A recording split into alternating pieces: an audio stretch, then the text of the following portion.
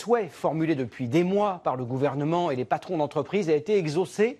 L'euro, nous vous le disions dès hier, la monnaie que partagent 19 pays, dont la France, est au plus bas depuis 9 ans face au dollar. Cette dépréciation est une bonne nouvelle. Elle profite à de nombreuses entreprises. Vous allez voir comment avec ce reportage de Denis Cadot et Brice Barrère. Installée depuis plus de 50 ans à Lyon, cette entreprise de la métallurgie n'exporte pas la moindre pièce mécanique.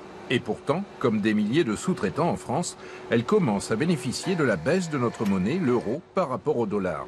Tout simplement parce que ses gros clients se portent mieux et gagnent des marchés à la grande exportation. Logiquement, cette entreprise familiale se voit donc confier plus de pièces pour un traitement thermique destiné à augmenter leur résistance. Nos clients exportent 70% des pièces qu'ils nous confient. Donc sur ces 70%, une partie importante est faite en dollars. Et à ce moment-là, sur cette partie-là, on peut espérer globalement peut-être 5 à 10% de retombées pour nous sur l'ensemble de notre chiffre d'affaires. Indirectement, Thermilion bénéficie du regain de compétitivité des équipementiers de l'aéronautique ou du secteur automobile notamment.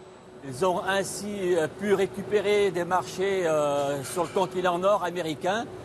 Et par le biais de la sous-traitance, nous allons à notre tour récupérer du traitement sur ces pièces. 2 chiffres sur la chute de l'euro. Il est maintenant à son plus bas depuis 2006 et depuis un an, sa valeur a reculé d'environ 1,40 $ à 1,20 $. Cela peut paraître peu, mais l'ancien patron d'Airbus, Louis Gallois, estimait que lorsque le dollar perdait 10 cents, cela coûtait 1 milliard d'euros à son groupe.